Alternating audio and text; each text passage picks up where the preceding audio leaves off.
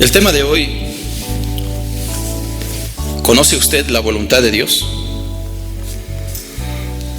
Es una pregunta que algunos nos hacemos y algunos podemos responder, algunos no.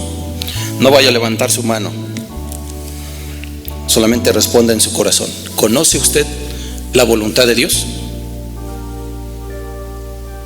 ¿Sabe usted qué es la voluntad de Dios? Si usted ha respondido estas dos preguntas, qué bueno, gloria a Dios. Pero si no, no se preocupe, porque precisamente para eso venimos, para aprender. El Señor nos va a instruir y nos va a enseñar. Dice la palabra de Dios en Hebreos: Dios, habiendo hablado de muchas veces y de muchas maneras en otro tiempo a los padres por los profetas. Pablo está escribiendo a los hebreos. ¿Sí escribe Pablo la carta a los hebreos? Bueno, ahí queda de tarea quién escribió Hebreos. Pero esta carta está dirigida al pueblo de Dios. Son judíos y entienden perfectamente este lenguaje. Está hablando de los profetas, está hablando de los padres, está hablando cómo Dios ha hablado. ¿Por qué habla Dios? ¿Para qué habla Dios? ¿Qué es lo que nos va a decir? Bueno, todo el tiempo que Dios ha hablado y las maneras que ha usado es para darnos a conocer su voluntad. Lo que pasa es que a veces no estamos atentos, o a veces no podemos entender lo que es su voluntad. Pero por eso Dios, a través de las edades y las generaciones, siempre ha hablado. Y no solamente eso, dice el versículo 2: en estos postreros días nos ha hablado por el Hijo, a quien constituyó heredero de todo y por quien asimismo hizo el universo. Antes habló por los profetas. El pueblo no entendió, pero había una promesa del Mesías. Ahora habla Dios mismo. ¿Usted cree que Jesús es Dios?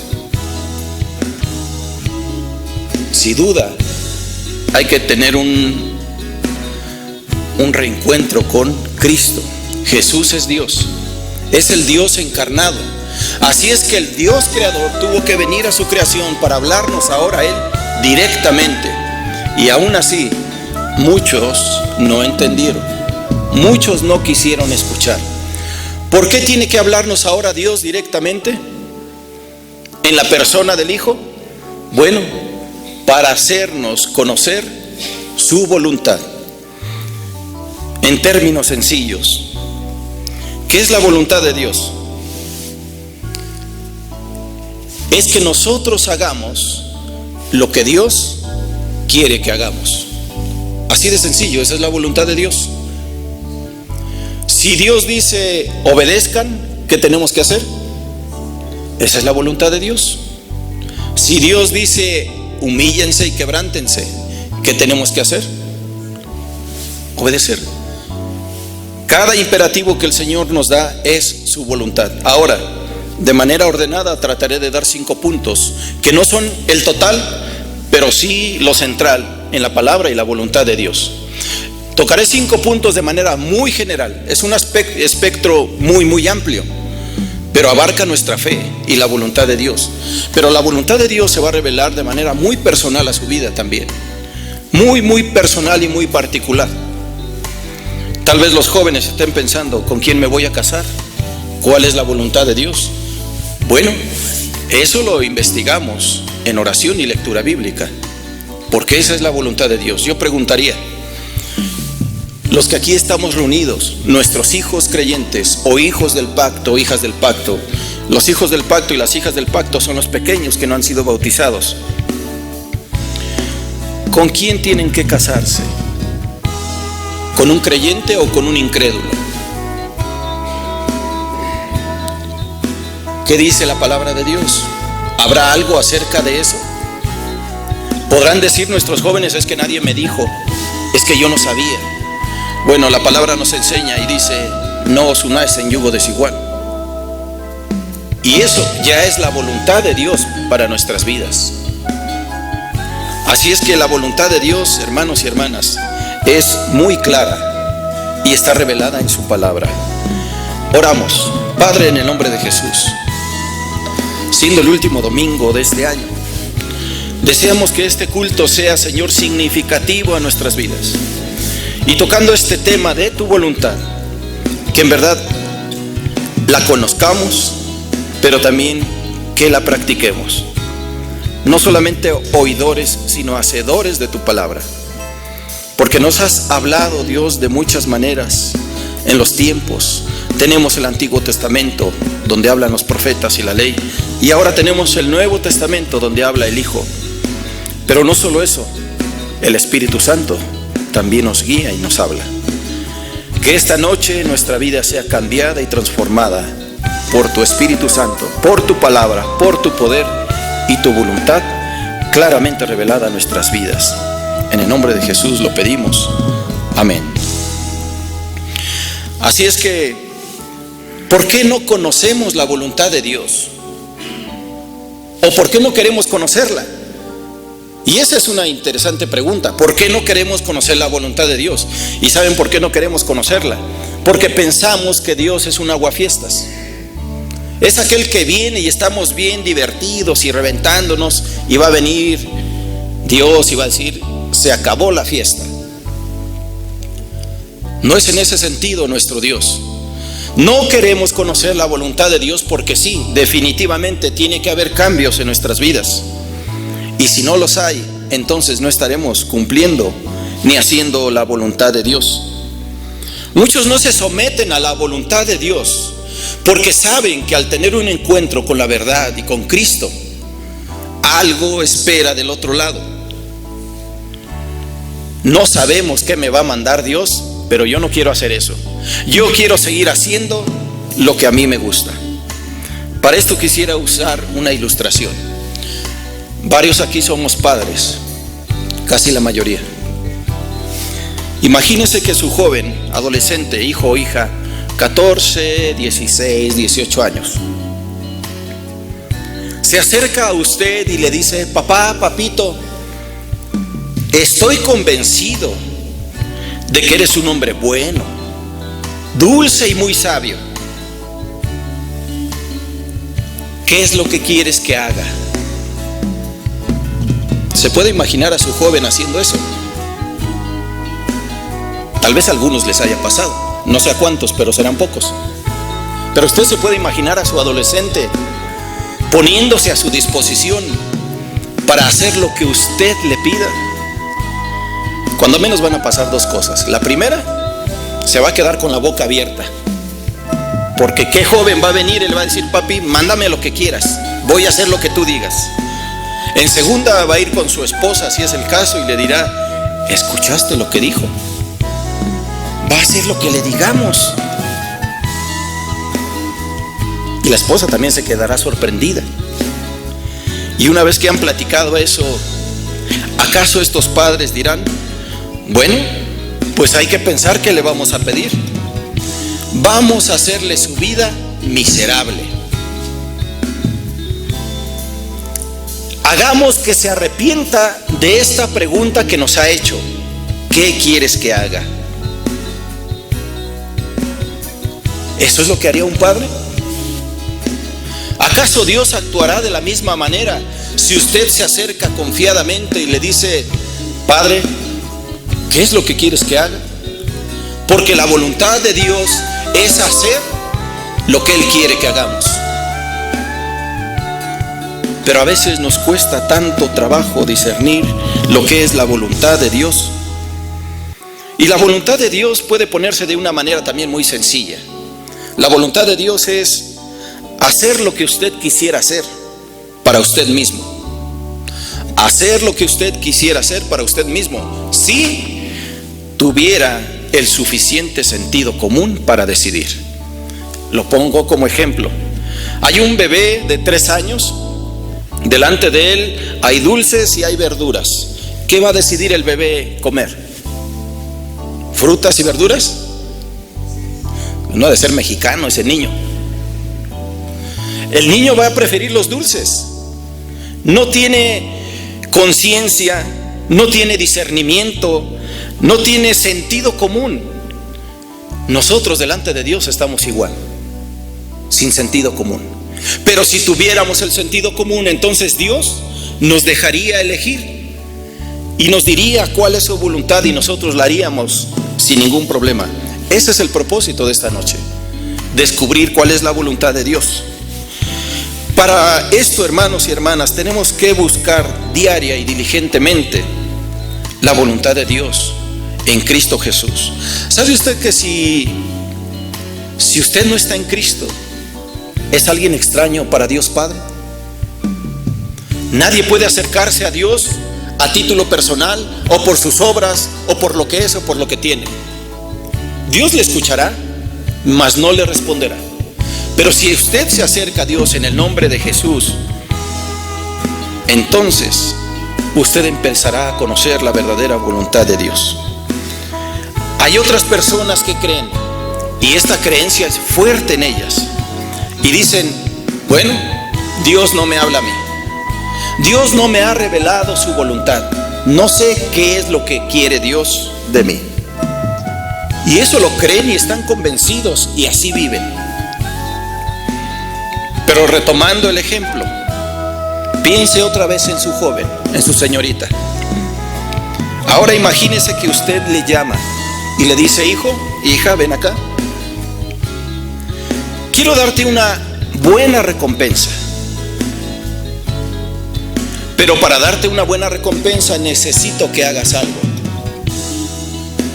Porque mira, de lo contrario, si no haces esto, te voy a tener que disciplinar. Voy a usar la vara de la disciplina ahí donde termina tu espalda. Y dice el joven y la señorita: bueno, si es en esos términos, pues está bien. ¿Qué quieres que haga? Imagínese que usted le responde a su jovencito o a su jovencita: bueno, eso te toca a ti descubrirlo. Cuando descubras qué es lo que quiero y lo hagas, entonces te doy una recompensa. ¿Así obrará Dios con su voluntad? La voluntad de Dios no está velada. La voluntad de Dios es clara en la palabra de Dios. La voluntad de Dios no es como el tesoro de los piratas, que está escondido en alguna isla, pero el mapa no lo tenemos. Para encontrar el tesoro tenemos que encontrar el mapa, y si nos llevamos la vida buscando el mapa, jamás tendremos el tesoro. Dios no es así con su voluntad. La voluntad de Dios es sencilla: hacer lo que Dios quiere que hagamos. Yo le preguntaría a usted: ¿se puede acercar con la confianza a Dios y decirle en este momento: Padre, ¿qué quieres que haga? ¿Se acercaría sin temor? Le anticipo que tienen que cambiar cosas en su vida, en su manera de hacer, de pensar y de hablar. Sinceramente, puede hacerle esta pregunta a Dios y esperar su respuesta. Para eso, hermanos, 5 cosas, porque ya nos habló de muchas maneras a través de los profetas, ya nos habló ahora a través del Hijo. ¿Y cuál es el plan? ¿Por qué habría de enviar Dios a su Hijo unigénito? ¿Por qué tuvo que venir y morir por nosotros? Ese es el primer punto, y se llama salvación.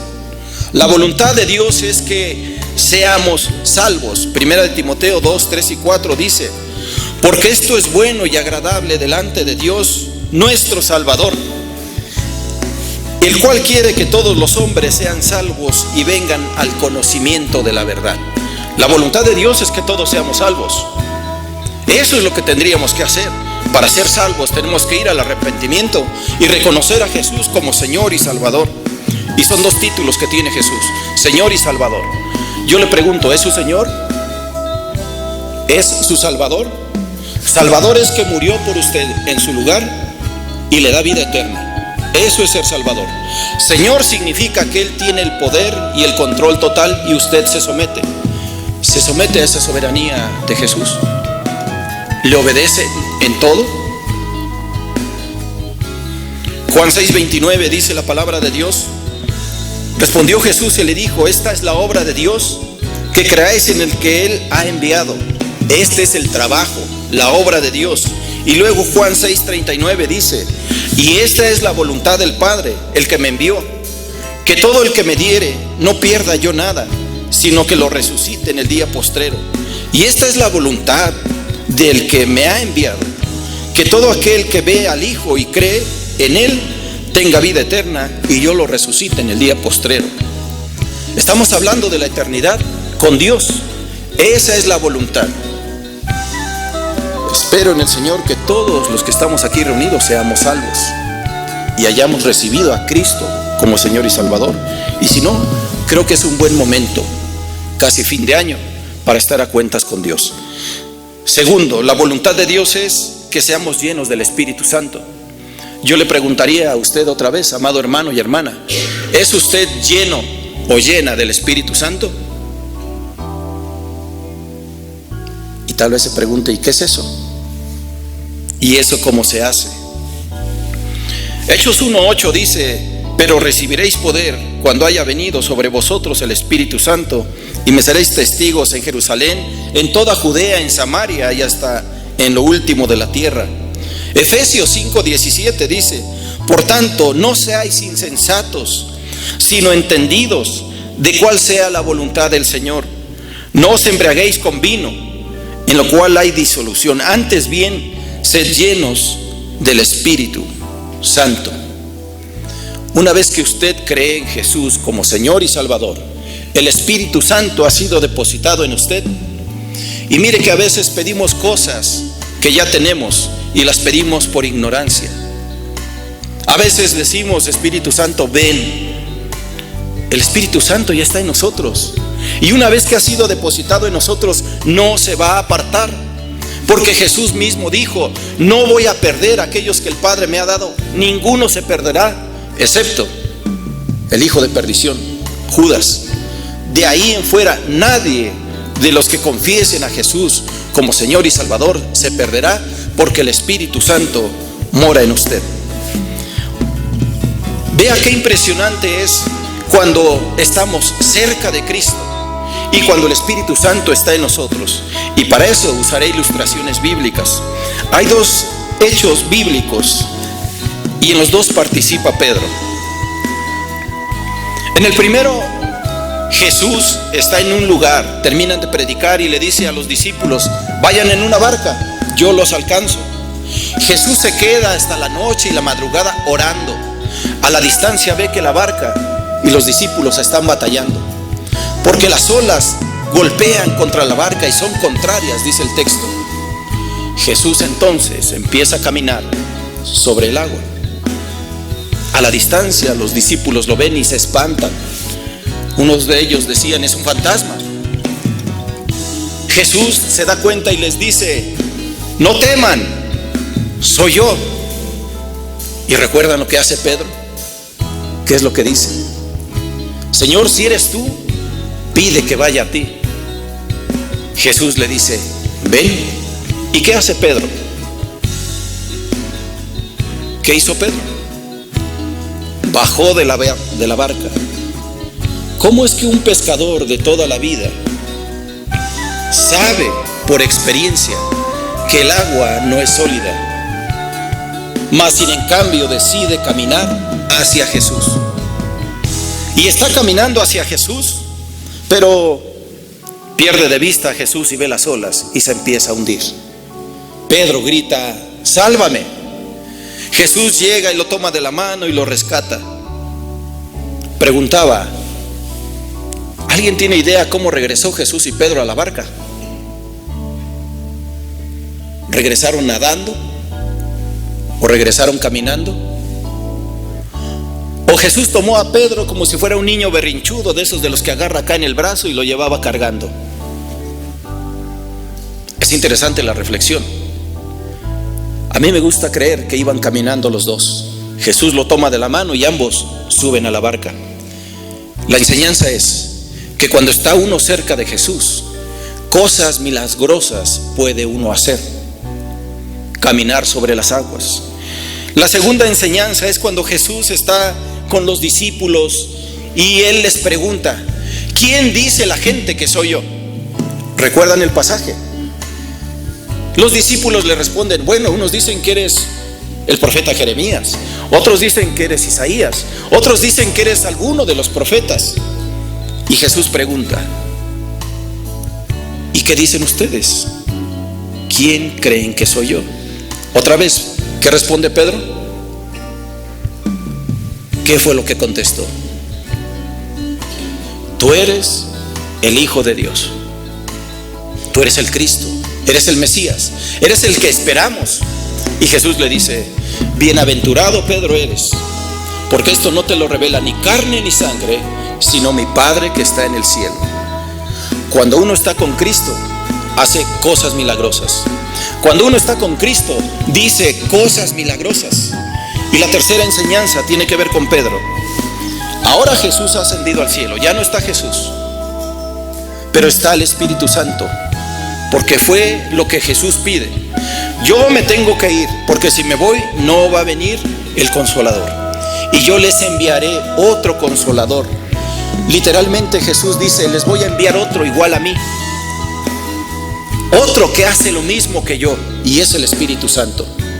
Está Pedro y Juan subiendo al templo a la hora de la oración, y en la puerta llamada La Hermosa hay un enfermo de sus piernas, y les pide limosna, y él está esperando que le den dinero, pero Pedro no lleva la cartera, se le olvidó la chequera, y Pedro le dice, no tengo ni plata ni oro, pero lo que tengo te doy. Sé sano en el nombre de Jesús de Nazaret, levántate y anda. Cuando está uno con Cristo, hace cosas maravillosas.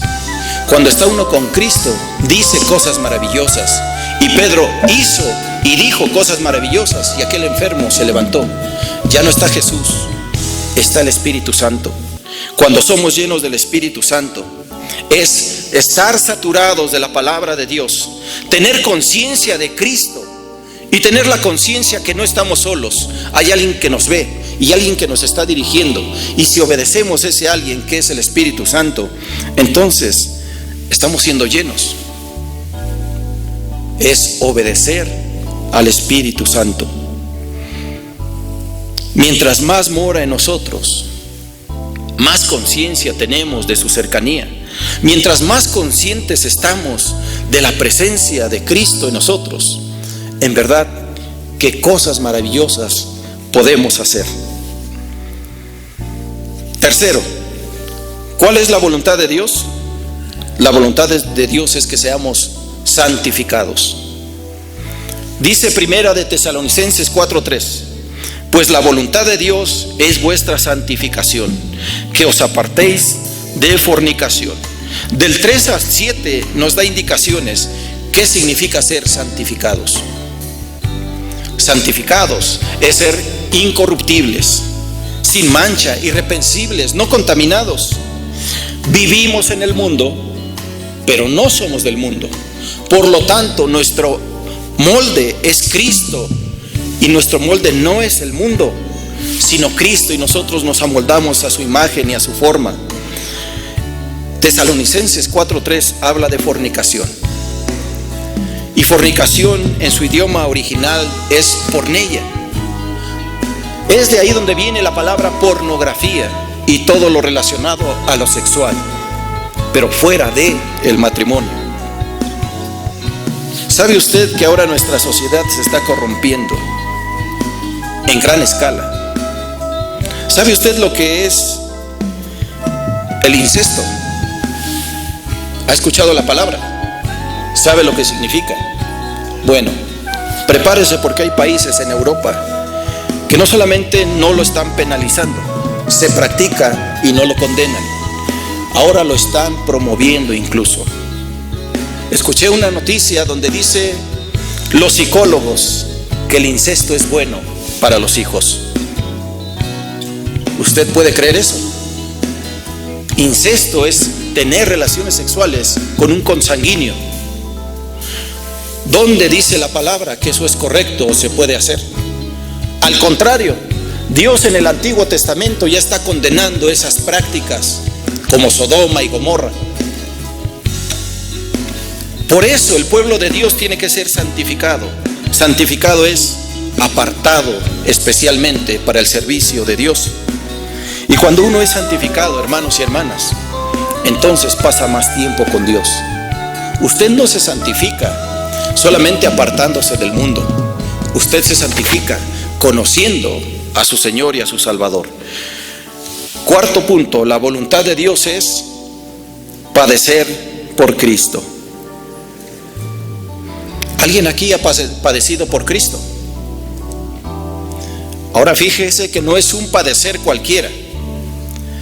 Si hay alguien aquí que diga, ay, es que mi esposo o mi esposa no me deja ir al templo, soy cristiano pero no me deja, estoy padeciendo por Cristo, déjeme decirle que no es ese padecimiento del cual está hablando el Señor, porque eso fue una decisión que hemos tomado y estamos pagando las consecuencias.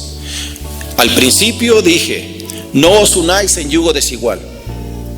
En ocasiones hay parejas que ya son parejas y deciden casarse.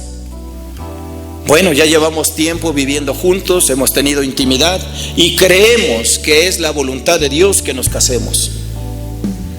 Yo preguntaría, ¿esa es la voluntad de Dios? En el Antiguo Testamento están los 10 mandamientos y hay uno en específico que dice, no fornicarás. Y esa es la voluntad de Dios. Lo que Dios quiere que hagamos, lo hacemos. Y lo que Dios no quiere que hagamos, no lo hacemos. Dice, no fornicarás. Pero esta pareja ha fornicado. Y ahora dice, la voluntad de Dios es que nos casemos. ¿Acaso Dios podrá bendecir algo así? Cuando está todo en desorden. Y no estoy cerrado a creer que las cosas pueden mejorar. Claro que pueden mejorar, pero no es la voluntad de Dios, porque de proceder así, lo único que usted hará es tristeza a su corazón y dolor a su familia por ver cómo sufre con alguien que no cree en Jesucristo. Por lo tanto, padecer por Cristo, dice Primera de Pedro 4:12, amados, no os sorprendáis del fuego de prueba que os ha sobrevenido, como si alguna cosa extraña os aconteciese, sino gozaos por cuanto sois partícipes de los padecimientos de Cristo, para que también en la revelación de su gloria os gocéis con gran alegría. Si sois vituperados por el nombre de Cristo, sois bienaventurados, porque el glorioso Espíritu de Dios reposa sobre vosotros. Ciertamente, de parte de ellos, Él es blasfemo, pero por vosotros es glorificado. Por lo tanto, si seguimos este orden de salvación y ser llenos del Espíritu Santo, nosotros estaremos hablando de Cristo todo el tiempo. Y por estar hablando de Cristo, entonces seremos agredidos, seremos insultados, seremos desechados o seremos apartados. Y a algunos de nosotros nos pasó con la familia cuando recibimos a Cristo. Ese padecimiento es del que se habla. Bienaventurados por padecer por Cristo. Y esa es la voluntad de Dios, hermanos. Amadas hermanas, si ustedes no han padecido por Cristo, tal vez algo le está haciendo falta. Tal vez no hemos recibido a Jesús. Tal vez el Espíritu Santo no está en nosotros por no recibirle. O tal vez no tenemos la pasión de hablar de aquel que nos salvó. Este es un trabajo de evangelismo. Y este trabajo no lo hace el pastor, al menos no él solo. Cada uno, desde donde está y desde lo que hace, tiene que padecer por Cristo. Es que si hablo de Jesús voy a perder el trabajo. ¿Cuál es la voluntad de Dios? ¿Que conserve su trabajo o que predique de Cristo? Y algunos no querremos perder el trabajo. Último punto. La voluntad de Dios es dar gracias en todo. ¿Será fácil dar gracias en todo? ¿Usted da gracias en todo? Dice Primera de Tesalonicenses 5:18, dad gracias en todo, porque esta es la voluntad de Dios para con vosotros en Cristo Jesús. Es muy fácil dar gracias cuando hay bendiciones, ¿o no? Es muy fácil dar gracias a Dios cuando uno ora y nuestra oración, nuestra petición se cumple como lo pedimos y damos gracias y estamos contentos. Pero ¿qué cuando el dolor? ¿Qué cuando la tristeza? ¿Qué cuando nos ha sido arrebatado algo material o emocional? ¿Podemos dar gracias? Entonces sepan, hermanos y hermanas, que la voluntad de Dios es dar gracias en todo. Y cuando dice todo, abarca todo. Y dos testimonios muy parecidos. Uno de ellos lo conocemos de manera personal y el otro muy parecido que escuché en una predicación. Tenemos unos hermanos en Cozumel, hermanos en la fe. Ellos viven en Cozumel, es una isla en la península de Yucatán. No hay universidad, sus hijos tienen que ir a Mérida. Tienen una pareja, ella es la mayor y él es el menor. Ambos estudian odontología. Como están en Mérida, tienen que trasladarse, Cozumel, Mérida. En una ocasión están saliendo los jóvenes fin de semana para ir a ver a sus padres a Cozumel. En la carretera tienen un accidente y mueren los dos. ¿Dad gracias en todo? ¿A eso se refiere? Sí, a eso se refiere. Los hermanos daban gracias a Dios por la vida de sus hijos. ¿Lo lamentaban? Claro. ¿Estaban tristes? Por supuesto que estaban tristes. Pero daban gracias a Dios por la vida de sus hijos, aquellos que tuvieron y abrazaron. No solamente eso, el hermano Daniel tiene un grupo de niños que les enseña música, porque él es ministro de alabanza. Y no solamente eso, con esos pequeños ha formado una orquesta. A todos les enseñó a tocar instrumentos. Y él da gracias a Dios. El otro testimonio es muy parecido. Un pastor en Estados Unidos predica y dice que una pareja en las mismas circunstancias, dos hijos de ellos mueren en un accidente. Vienen de la escuela, el auto choca y fallecen. El pastor le llama a una familia con la cual están encargados, aquellos que perdieron a sus hijos. Le llama por teléfono, ¿cómo están ellos? Quien le da la noticia dice, pastor, ellos están gozosos, están contentos y están agradecidos. El mismo pastor se sorprende y dice, ¿cómo es posible? Si sus hijos murieron ayer, pastor, ellos están agradecidos con Dios. Pero ¿cómo es esto?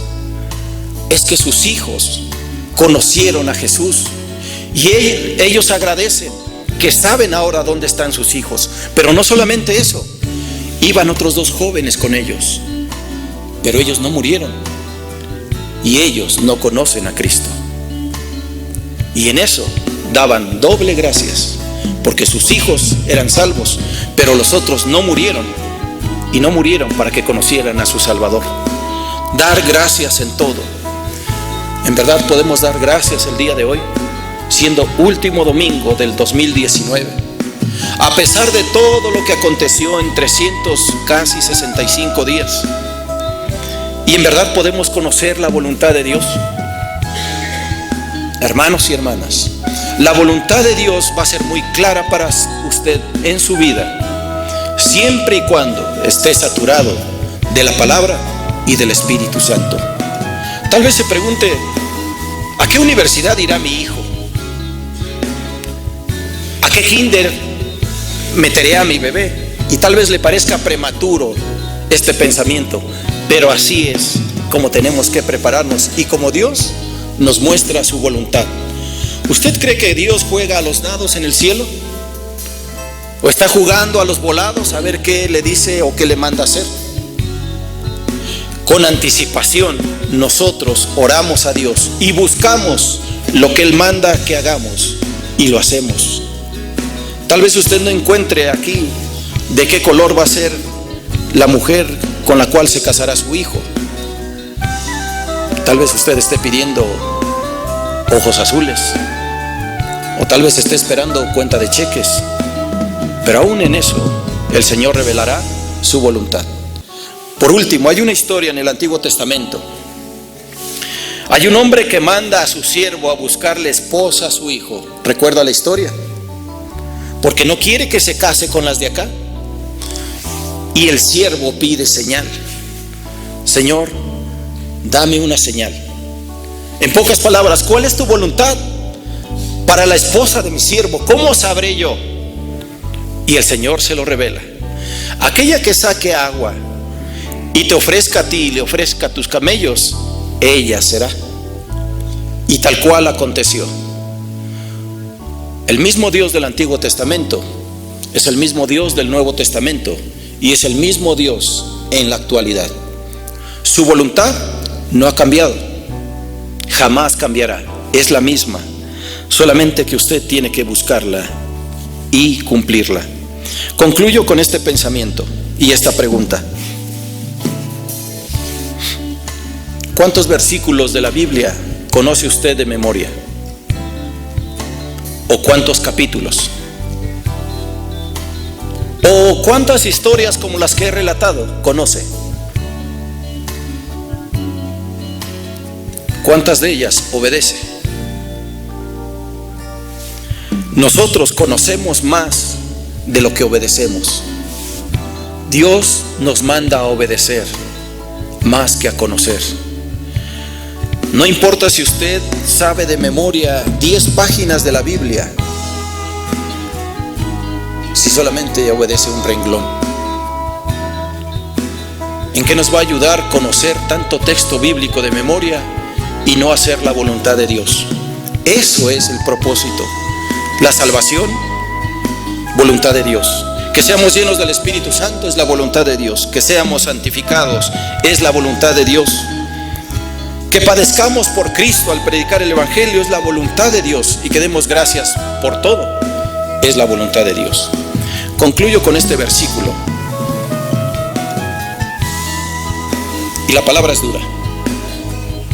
Si yo leo algo aquí que a usted le ofende, no la agarre contra mí, porque no soy yo quien escribió la Biblia. Reclámele a Dios. Si no le agrada lo que voy a leer, reclámele a Dios. Tal vez conmigo pueda hablar. Podemos hablar, pero que yo lo solucione, no, hermanos. Dice Efesios 5:17: por tanto, no seáis insensatos, sino entendidos de cuál sea la voluntad del Señor. Pero lo que dice realmente el texto, cuando dice no sean insensatos, se puede referir a estas diferentes palabras. Y mire con cuál empieza.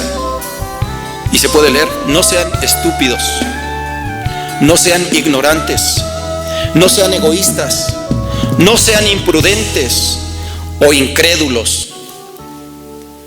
La palabra sí es de dura y de directa. Si a usted le incomoda, qué bueno, de eso se trata, que le incomode. Y una versión lo traduce: no sean tontos, sino que traten de averiguar qué es lo que Dios quiere que hagan. Y nos está hablando a todos, porque a veces somos tan tontos que estamos tan metidos en nuestras actividades y en lo que hacemos que creemos que eso es lo correcto. Y muchas veces, aún caminando con Cristo, ha pasado el viernes de crucifixión, ha llegado el sábado, ha llegado el domingo y el cuerpo no está, ha resucitado. Se empieza a murmurar del que el cuerpo lo robaron y ya no está. Los discípulos empiezan a preguntarse qué pasó. 2 de ellos salen con camino a Emaús. El resucitado sale a su encuentro en el camino y les pregunta: ¿de qué están hablando? Lo voltean a ver medio raro y: ¿cómo? ¿Estás en Jerusalén y no sabes lo que ha pasado en estos 3 días? Han crucificado al Nazareno y tú preguntas qué es lo que pasó. Y Jesús les empieza a hablar las escrituras desde el Antiguo Testamento y les empezaba a decir las palabras y los textos y lo que había de acontecer y cómo el Mesías tenía que sufrir. Pero ellos, caminando con Cristo, no lo reconocieron. ¿Por qué no reconocen a Jesús? porque están metidos en sus ideas y en sus planes. Él murió, y el que muere queda en la tumba. Él murió. Nosotros estamos tan metidos en nuestros asuntos que Cristo está caminando a nuestro lado, mostrándonos su voluntad y sus planes, murmurando en silencio, hablando en voz alta, y no nos damos cuenta cuál es su voluntad. Llegan a Emaús. El resucitado dice: bueno, yo voy más adelante. Nos despedimos. Ellos le reconvinieron y dijeron: no, es muy noche, quédate con nosotros, vamos a cenar. Acepta la invitación. No lo habían conocido. Tanto tiempo con él en carne y sangre, y tanto tiempo en el camino de Jerusalén a Emaús, y no le reconocieron, hasta que Jesús parte el pan y sus ojos son abiertos y Jesús desaparece de su vista. ¿No ardían nuestros corazones cuando nos abría las Escrituras y se regresan a Jerusalén? Las Escrituras. Nada le va a revelar la voluntad de Dios si no lee primero la Biblia completa, porque entonces, una vez que lee, el Espíritu Santo le recordará todas las cosas. Padre, en el nombre de Jesús, oramos, Señor, para que estos 5 conceptos que hemos visto lo podamos entender, porque son tu voluntad, es lo que tú quieres que hagamos, y nosotros oramos para que en verdad lo podamos hacer. Damos gracias, Señor, porque eres bueno. Has hablado en otros tiempos y aún nos sigues hablando. No permitas que nuestros oídos se cierren a tu voz. No permitas que nuestros ojos se limiten a lo terrenal. Permítenos ver y oír, y aún, dice el salmista, degustar tu palabra, porque es más dulce que la miel y la miel del panal. Tu voluntad es clara para cada uno de nosotros. Si alguno de tus hijos aquí reunidos, de tus hijas, tiene dudas en cuanto a tomar alguna decisión en estos días, Padre, muéstrale tu voluntad y cuál es tu plan, para que lo pueda cumplir y hacer sin ninguna duda. Pero que también nosotros podamos, Señor, elevar esta oración a manera de pregunta. ¿Qué quieres que haga, Señor? ¿Qué quieres que haga? Y tal vez cuando tú nos respondas, vamos a tener que dejar muchas cosas, nuestra manera de pensar, nuestra manera de hablar, nuestra manera de hacer. De hecho, tal vez lo que estamos haciendo, esas prácticas que no te agradan. Pero queremos hacer esta pregunta desde nuestro corazón, elevándolo en una oración. Señor, ¿cuál es tu voluntad? ¿Qué quieres que yo haga a partir de hoy? En el nombre de Jesús, Señor, te damos gracias. Amén.